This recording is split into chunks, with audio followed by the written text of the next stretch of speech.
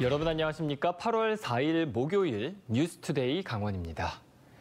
내년 강원도에서 새로 선발하는 초등학교 교사는 93명으로 역대 최저 수준입니다. 학령 인구가 감소하면서 교사 임용 정원도 줄어들게 된 건데요. 교육계에서는 적은 인구에 지역은 넓은 이 강원도의 사정을 고려해야 한다는 목소리가 잇따르고 있습니다. 김도균 기자의 보도입니다. 내년 강원도 초등교원 임용 규모 축소안에 대한 반발이 확산되고 있습니다. 당장 임용시험을 준비하고 있는 춘천교육대학교 학생들은 반대 집회에 나섰습니다. 강원도교육청이 발표한 내년도 초등교사 신규 선발 규모는 93명. 지난 2021년 164명에서 올해 103명으로 대폭 감소한 데 이어 내년에는 100명 이하로 떨어져 역대 최저 기록을 갈아치웠습니다. 초등학생 수가 줄어들면서 교사 채용도 같이 감소한 겁니다. 춘천교대 학생들은 소규모 학교가 많은 강원도의 지역적 특성을 고려하지 않은 처사라며 도교육청과 교육부에 신규 교원 채용 규모를 확대하라고 요구했습니다. 신규 교원이 얼마나 필요한지를 좀 정확하게 파악한 다음에 교육 재정을 좀 확실하게 사용해서 학급당 학생수를 좀 낮추고 신규 교원을 많이 채용하는 방식으로 임용고시 TO를 좀 정했으면 좋겠다고 생각합니다. 강원도교육청도 뒤늦게 신규 채용 축소와 교원 정원 감축에 반대한다는 입장을 내놓았습니다. 학령 인구는 적은 반면 면적이 넓어 작은 학교가 많은데 담임교사 수요를 맞추다 보니 교육의 질 향상을 위한 과목 전담교사는 엄두도 내지 못하고 있기 때문입니다. 또 올해부터 도심학교의 학급당 학생 수를 20명 이하로 단계적으로 줄일 계획이라 퇴직 등을 고려해 올해 수준의 교원 정원만이라도 유지해야 합니다. 이에 따라 도교육청은 오는 9월 최종 확정한 결정을 앞두고 교육부와 신규 채용 축소를 막기 위한 협의에 나서겠다고 밝혔습니다. 정원 결정의 키를 잡고 있는 교육부는 인구 구조에 따른 요인에다 공무원을 줄이겠다는 정부의 의지도 겹쳐 정원 유지가 쉽지 않다는 입장입니다. 국가공무원 전체 차원에서 지금 인력을 조금 축소하는 기조이기도 해서 교원 역시 약간 감축 기조가 됐습니다. 학령 인구가 줄어들고 있는 상황에서 일방적인 교원 정원 축소는 학교 통폐합과 교육의 질 하락이라는 악순환으로 이어지는 만큼 감염병 시대를 극복하고 교육 취약계층을 보호할 수 있도록 강원도 여건에 맞는 우수한 초등교사 양성부터 임용, 그리고 퇴직에 이르는 체계적인 교원 관리 대책이 필요한 때입니다. MBC 뉴스 김도균입니다. 원주 시민 서로돕기 천사운동이 올해로 20주년을 맞았습니다. 오랜 시간 어려운 여건 속에서도 나눔을 이어온 결과 이제는 원주를 대표하는 자랑스러운 풀뿌리 기부 문화로 자리 잡았는데요. 이 천사운동의 역사를 돌아보고 앞으로의 발전 과제를 짚어보는 자리가 마련됐습니다. 윤하은 기자가 취재했습니다. 2002년 8월 시작된 시민 서로돕기 운동. 당시 김기열 시장이 신림면에서 고독사한 어르신의 소식을 접한 것이 계기였습니다. 자식이 있었지만 서로 형편이 어려워 연락을 끊고 살다시피 했는데 국가의 도움도 제대로 받지 못했던 겁니다. 비슷한 사정의 사람들이 많겠다는 생각에 소액 모금 아이디어를 떠올렸습니다. 많은 사람이 소액을 기부해서 그 2차 상위계층을 돕는 방법이 있을 수 있겠구나. 이거다. 1,000원 하는 것보다는 1,400원 하면 그 이름도 부르기 좋고 또 그 참여하는 사람도. 그렇게 시작된 천사운동은 원주시 주도에서 점차 민간주도 운동으로 퍼져나갔습니다. 원주에서 사업을 하려면 천사운동 동참은 필수라는 말이 있을 정도로 원주 시민뿐 아니라 기업체, 혁신도시 이전기관 등이 다양한 방법으로 기부에 동참했습니다. 지금까지 171만 8천 명이 참여해 142억 원이 기탁됐습니다. 원주시민 서로돕기 천사운동이 20주년을 맞았습니다. 지금까지 한 계좌당 1,004원씩 모인 120억 원의 후원금이 도움이 필요한 이웃들에게 전달됐습니다. 복지 사각지대의 노인 가구에 매달 13만 원씩 생계비를 지원하고 지난해부터는 형편이 어려운 학생들에게 의료비와 학원비, 장학금도 지원하고 있습니다. 원주를 대표하는 풀뿌리 기부 문화로 자리 잡았지만 갈수록 줄어드는 후원자는 여전히 고민거리입니다. 그러나 아직 많이 부족합니다. 원주 시민 36만 시민 중에 10% 3만 5천 명이 참여하는 그날까지 많은 노력을 했으면 좋겠습니다. 천사 기업, 천사 아파트 지정, 천사 계단 설치 등 기부 활성화를 위한 다양한 방안도 모색하고 있습니다. 복지 사각지대를 메우고 원주 지역사회의 이중 안전망으로 20년 동안 이웃들을 지켜온 천사운동. 작은 날갯짓이 큰 반향을 불러일으키는 나비 효과처럼 천사운동에 더 많은 관심과 동참이 필요한 시점입니다. MBC 뉴스 윤하은입니다. 레고랜드가 문을 연 지 석 달, 이 30만 명이 레고랜드를 방문하면서 춘천은 대표적인 관광시설로 자리 잡고 있는데요. 하지만 놀이기구의 잦은 멈춤 사고로 인해 이용자들의 안전에 대한 우려 또한 커지고 있습니다. 춘천시는 중대한 결함이 발생할 경우 철거 명령까지 검토하고 있다고 밝혔습니다. 이승현 기자가 보도합니다. 레고랜드 테마파크 개장일인 지난 5월 5일 어린이날. 개장 6시간 만에 레고랜드 상징 놀이기구인 롤러코스터가 운행 중 선로에서 멈췄습니다. 승객 40명이 타고 있었습니다. 지금 되게 뜨겁거든요. 사람들이 이제 한 명씩 그 가이드에 따라 그 지도에 따라서 이제 내려왔어요. 지난달 21일에는 전망대가 상공 25m에서 갑자기 멈췄습니다. 어린이를 포함해 19명이 모두 구조될 때까지 2시간 반이 걸렸는데 관광진흥법상 중대한 사고에 해당합니다. 왜 멈춰있지 하고 지나갔었는데 나중에 찾아보니까 여기 이제 5번째 사고라고 해가지고 좀 여기를 다시 오게 될까 이런. 레고랜드가 문을 연 지 3개월 만에 6차례나 멈춤 사고가 발생한 원인은 무엇일까? 레고랜드가 밝힌 멈춤 사고의 원인은 센서 오작동 3건과 통신장애와 정전, 전기장치 이상 각 1건씩입니다. 춘천시는 관광진흥법상 중대한 사고까지 잇따르자 안전전문가와 사흘 동안 레고랜드 놀이기구 23종을 점검했습니다. 하지만 점검 마지막 날까지 별다른 문제점은 파악하지 못했습니다. 원인이 뭐였고 이 원인을 개선하려면 어떤 것들이 필요한지 이런 것들이 전체적으로 나와서 시민들이 좀 알기 쉽게 이해할 수 있게끔. 춘천시는 이번 점검 결과 중대한 결함이 드러나면 사용 중지와 철거 명령 등 행정 조치를 예고했습니다. 레고랜드 테마파크 운영사는 춘천시의 안전 점검에 적극적으로 협조하고 고객 안전을 최우선으로 챙기겠다고 밝혔습니다. MBC 뉴스 이승현입니다.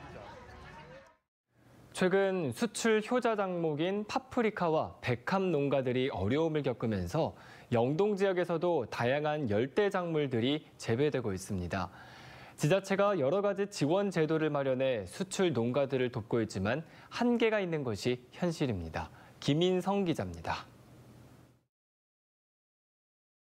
20년 전 경북이 주산지였던 사과는 어느새 강원도 최북단 고성은 물론 북한에서도 활발히 재배된 지 오래입니다. 1300여 미터의 고산지대에서는 전혀 찾아볼 수 없다고 생각했던 딸기 포기와 사과나무가 참으로 이채롭게 한기옵니다.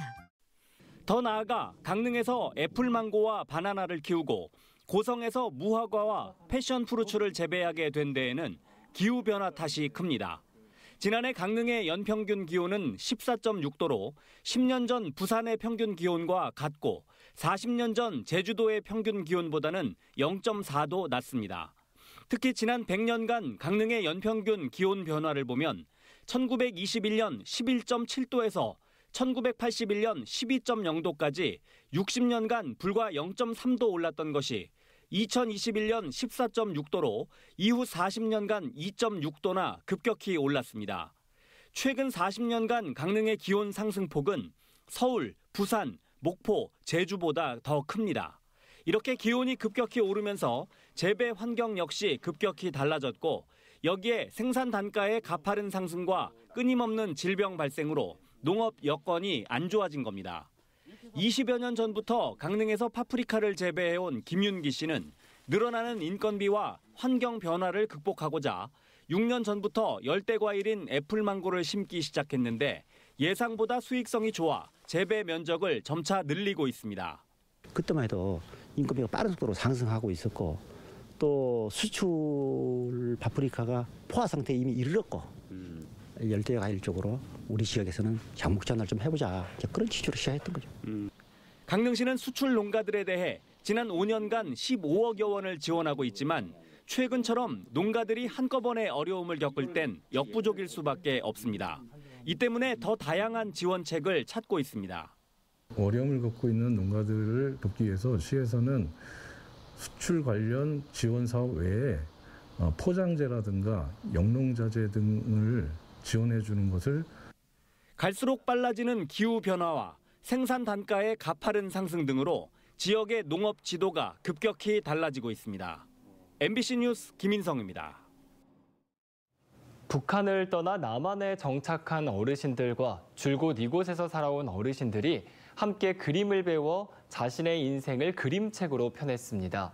고생한 모양새는 다르지만 굴곡진 그 인생의 무게는 비슷했는데요.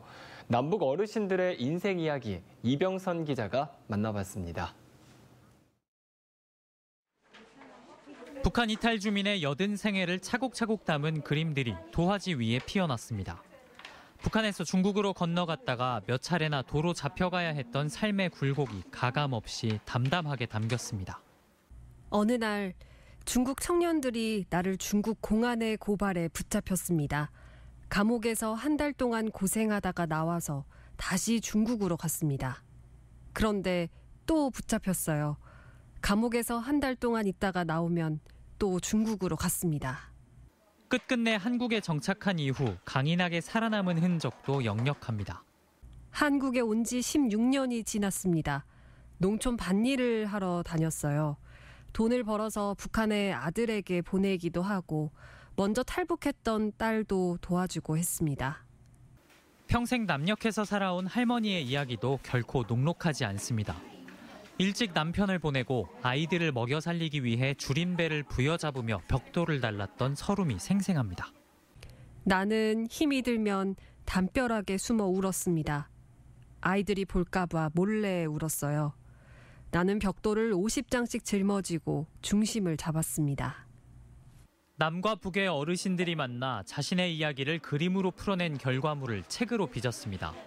지난 5월부터 원주 명륜종합사회복지관과 북한 이탈 주민 정착을 돕는 강원 남부하나센터의 어르신들이 원주 그림책센터 선생님의 지도를 받은 결과입니다. 제일 처음에는 시작할 때 힘들었는데 차차하면서 자기 마음속에 있던 그 모든 말을 털어놓으니까 속이 활 풀렸어요. 같은 문화와 추억을 공유할 수 있기 때문에 조금 더 이분들이 그때 주민에 대해서 좀 긍정적으로 생각하고 다만 그냥 고향이 다른 이웃이라는 거를 하나센터에서는 앞으로도 이와 같은 행사를 지속해가면서 남과 북의 격차를 조금이라도 좁히기 위한 노력을 이어나갈 예정입니다. MBC 뉴스 이병선입니다. 강원도는 강원특별자치도법의 조문을 구성하게 될 시군과 교육청의 특례를 이달 한 달 동안 집중 발굴합니다. 강원도는 국정과제, 도시군 전략산업 등과 연계한 핵심 사업을 중심으로 파급 효과가 큰 특례에 초점을 맞추기로 했습니다. 또 주민 공모 제안 등을 활용하고 도, 시군의회, 유관기관, 전문가 등과 충분한 수기 과정을 거치기로 했습니다. 아울러 9월부터 10월까지 강원특별자치도 종합계획 연구 용역과 연계해 시군과 교육청 등이 제출한 주요 특례를 구체화, 세밀화해 나갈 계획입니다. 강원도 접경지역 지자체가 강원특별자치도법 공동 대응을 위한 행정협의체를 구성합니다. 화천군과 철원, 양구와 인제, 고성군은 오는 8일 군수들이 참석한 가운데 강원특별자치도법 공동 대응을 위한 행정협의체 구성 운영에 관한 공동협약서를 체결합니다. 행정협의체는 특별자치도법과 접경지역 현안에 공동 대응하고 지방소멸 대책도 공유할 계획입니다. 접경지역 5개 지자체들은 지역 특례를 공동 발굴하고 전문가 컨설팅까지 진행하기로 했습니다.